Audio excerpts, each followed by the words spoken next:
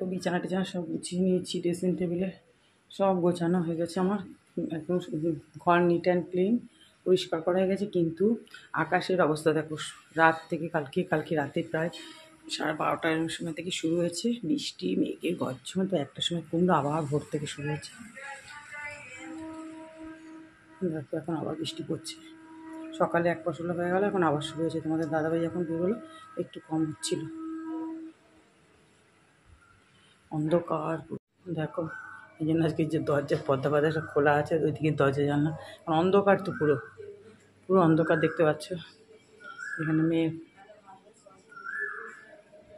আমি এখন চা খাবো, অনেকটা কাজই করলাম সকাল থেকে। শুভ সকাল বন্ধুরা, সবাই কেমন আছো? নিশ্চয়ই খুব ভালো আছো, আমিও ভালো আছি। আর আজকের ওয়েদার দেখেছো সকাল থেকে কী অবস্থা, মানে এত হাওয়া দিচ্ছে, বৃষ্টি যাওয়ার আর এত মেঘ গর্জন করছে না, মেঘ গর্জনটা বড় বিরক্তি লাগে।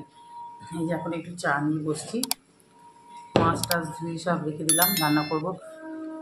সেটা ভাল লাগছে না, প্রচণ্ড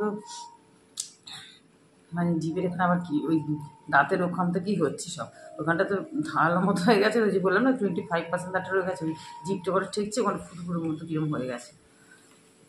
কালকে রাত থেকে যা বৃষ্টি হচ্ছে, কিন্তু জানো তো তারপর আবার একটার পর থেকে এসি চালিয়ে পুরো 5টা অব্দি এসি চালাচ্ছি, কারণ ঘরে যে দরজা বন্ধ হচ্ছে, গরম ঘরে গুমোট গরম, কিন্তু কী যে বৃষ্টি ভগবান জানে। এই যে এখন আবার দেখো তোমাদের দাদাভাই এখন খাচ্ছিল, তখন বৃষ্টি হয়ে গেল, তারপর যাওয়ার পরে একটু থেমেছে, বেরিয়ে গেছে। আর রোজকে অফিসে এরকম করে কি চলবে বলো? প্রত্যেক দিন সকালবেলা যদি বৃষ্টি হয়, মানে 10:30 11টা থেকে বৃষ্টিটা শুরু হয়, কালকে যেমন শুরু হয়েছে, মানে কখন তখন ওই 12টা এরকম হবে, আমরা ঘরে তখন এসি চালানোই রয়েছে, মেয়ে কাজ করছে, আমি মোবাইল করছি, হঠাৎ দেখছি কিসের শব্দ, আমি তোমাদের দাদাকে বলছি এই দাঁড়া কিসের আওয়াজ হচ্ছে, তারপরে সঙ্গে সঙ্গে একটু দরজাটা করি, বাবারই তাও সঙ্গে সঙ্গে আবার এসি বন্ধ করা হয়, বাস তারপরে গরম শুরু হয়ে যায়, জানাটা আবার ছাট আসতে বৃষ্টি, এইভাবে চলছে। তবে একটু বৃষ্টির দরকার ছিল, যা গরম, প্রচণ্ড গরম করে। আর আমি দেখেছি যখনই না খুব গরম করে, কালকেও খুব হাওয়া দিচ্ছিলো, কিন্তু ঘরে ভ্যাপসানি গরম, ঠিক ওই জন্য বৃষ্টিটা হয়েছে। সবাই বলছে আশেপাশে যে একটু বৃষ্টির দরকার ছিল, কিন্তু ওই যে কাজের সময় তখন অসুবিধা। তবে মেয়ের না যে স্লটে নাম ছিল, মানে কালকে পরীক্ষাটা ভাগ্যিস হয়ে গেছে, আমাকে এবার তো বলছে জানো আজকে ওদের সব পরীক্ষা মানে আছে, আর যার কি বাবা তথ্য হয়ে গেছে, নাহলে এই ওয়েদারে পাঠালে আমার আবার চিন্তা। চলো তাহলে চা খাই, তোমরা সঙ্গে থাকো, দেখতে থাকো। দেখো পাশের বাড়ি দিদি এসে কাঁঠাল দিয়ে গেল, একদম খাজা কাঁঠাল। আমাদের বাড়িতে গাছ ছিল জানো তো, এই একই কাঁঠাল, সেই দানারই এই গাছ হয়েছে, কিন্তু আমাদের বাড়িতে তখন কেউ খেত না। মেয়ে তো তখন খাওয়া শেখেনি, ছোটো ছিল, এখন মেয়ে তবু একটু খাওয়া শিখে গেছে। তারপরেই দেখো কাঁঠালটা এয়ারটাইট বক্সে করে একদম ফ্রিজে ঢুকিয়ে রাখলাম, যাতে না আবার তো বিচ্ছিরি গন্ধ বেরোয় না। তবে খুব মিষ্টি কাঁঠালগুলো, জানি আমি আগেরবারও খেয়েছিলাম, আমাদেরই বাড়ির গাছের কাঁঠাল ছিল, সারা পাড়ায় সবাইকে দিয়ে দিতাম, নিজেরা কিচ্ছু খেতাম না। আমি আবার কাঁঠালের দানাগুলো খেতে খুব ভালোবাসি। এদিকে দেখো কথা বলতে বলতে রান্নাও বসিয়ে দিয়েছি, ভাত হচ্ছে, এদিকে জিরে আর তেজপাতা ফোড়ন দিয়ে আলুগুলো ভেজে নিলাম। করবো হচ্ছে বাঁধাকপির তরকারি, বাঁধাকপিটা আগেই বয়েল করে রেখে দিয়েছিলাম, সকালবেলাতেই যখন মানে কুটে তো রেখেই দিয়েছিলাম আগের দিন রাতে, নাহলে তো দিনের বেলা এতটা সময় পাই না, একার হাতে সব করতে হয়। আর ওই চা খেতে করতে গেছিলাম, তখনই এটা বসিয়ে দিয়ে গেছিলাম, একটু বয়েল করে জলটা ফেলে দিতে হয় বাঁধাকপির। তারপরে দেখো আদা বাটা, জিরে, নুন, হলুদ, কাঁচা লঙ্কা, একটু মিষ্টি, সামান্য রেড চিলি, এগুলো মশলা দিয়ে আলুটাকে কষিয়ে নিলাম। এরপর সেদ্ধ ওই যে করা বাঁধাকপিটাকে পুরো দিয়ে দিলাম, দিয়ে এবার ভালো করে নেড়ে চেড়ে গ্যাসটা সিম করে ঢাকা দিয়ে দেবো। সিম করে এই বাঁধাকপিটা রান্না করতে হবে, মাঝে মাঝে একটু নাড়াচাড়া করে দিতে হবে। এইভাবেই বাঁধাকপি রান্না, বাঁধাকপিতে তো আর জল টল দিতে হয় না। তবে এখনের বাঁধাকপি না মানে অতটা কমে যায় না, অফ সিজনের তো।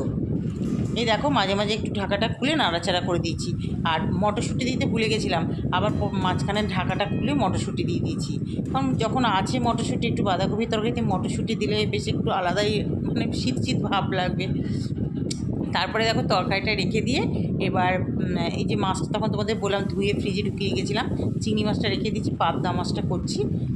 পাবদা মাছটা আজকে আমি বলেই দিয়েছিলাম যে পাবদা মাছটা নিয়ে আসবে, কারণ ফ্রিজে না কতগুলো ছোটো ছোটো বেগুন রয়েছে, বেগুনগুলোর তো সদ্গতি করতে হবে, আর এই পাবদা মাছটা দিয়ে বেগুন দিয়ে আলু দিয়ে ঝোলটা ভীষণ ভালো হয় খেতে। ধনে পাতাটাই দরকার ছিল, কিন্তু ছিল না। তারপরে দেখো এই যে পাবদা মাছগুলো ভেজে নিলাম, ফাটছিল জানো আজকে পাবদা মাছগুলো, পেটে না ডিম আছে মাছগুলো, ধুতে গিয়ে দেখলাম। আমি ডিমগুলো আলতো আলতো করে রেখে দিলাম ভেতরে সুন্দর করে ধুয়ে দিয়ে। এবার দেখো কালো জিরে ফোড়ন দিয়ে আলু আর বেগুনগুলোকে ভেজে নিচ্ছি সুন্দর করে, আলাদা করে ভাজবো না, বেগুনগুলোকে ভেজে তুলে নেবো। বেগুনগুলো তুলে রেখেছি, মাছ ভেজে রেখেছি। এবার মশলা দিয়ে দিলাম, মশলা একদম হালকা মশলা, কাঁচা লঙ্কা, নুন, হলুদ আর একটু জিরের গুঁড়ো, বাস আর কিছু না। এবার আলুটা সুন্দর করে কষিয়ে নেবো। এটাতে রেড চিলি দেবো না, একদম কাঁচা লঙ্কা দিয়ে রান্নাটা হবে। এই মাছের ঝোলটা খেতে না ভীষণ ভালো লাগে জানো তো, তোমাদের দাদাভাইয়েরও ভীষণ পছন্দ এই ঝোলটা খেতে। আর পাবদা মাছ তো আমার আর মেয়ের জন্য মাঝে মাঝে এই সর্ষে পোস্ত দিয়ে করি, তবে আজকে আর করবো না, একবারই করবো। আর এই ঝোলটা খেতে ভালোই লাগে বেশ। এই যে দেখো আলুগুলো সেদ্ধ হয়ে যাবে, তারপরে এই যে মাছটা তো এখনই দিয়ে দেবো। আলু আর মাছ সব একবারে হয়ে যাবে, তারপরে ঠিক নামাবার 5-6 মিনিট আগে বেগুনটা দিয়ে বেগুনটা তো পুরো ভাজাই হয়ে গেছে।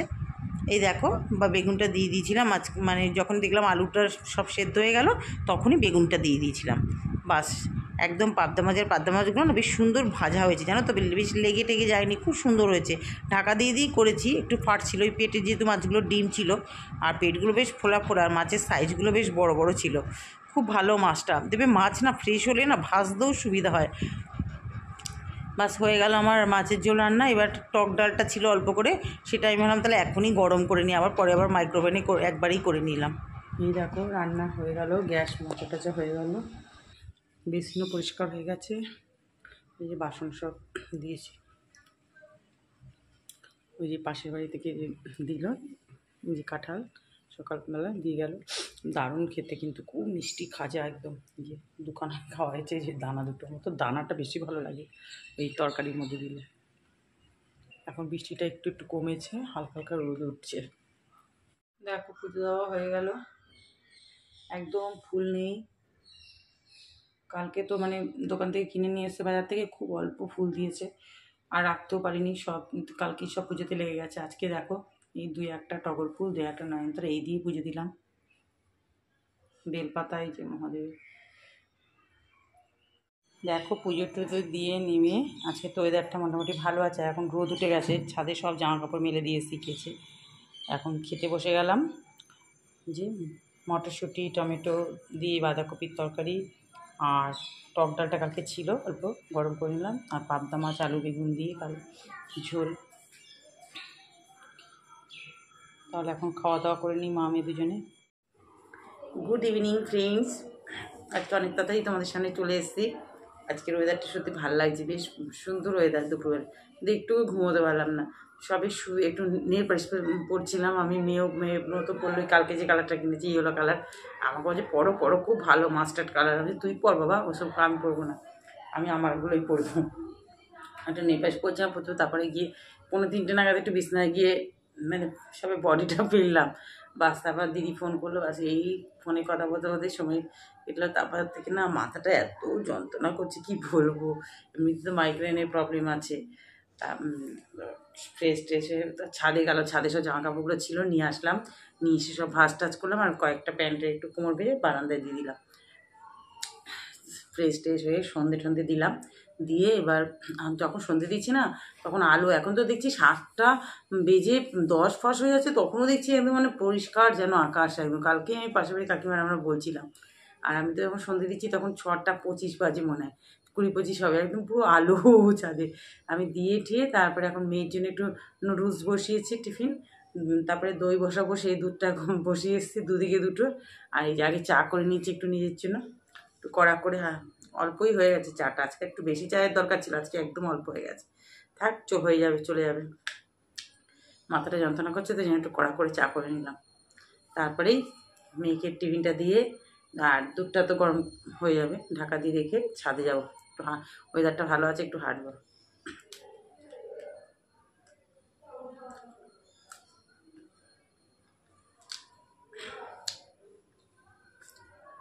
ছাদে হাঁটতে সত্যি ভীষণ ভালো লাগে যখন একটু হাওয়াটা দেয়।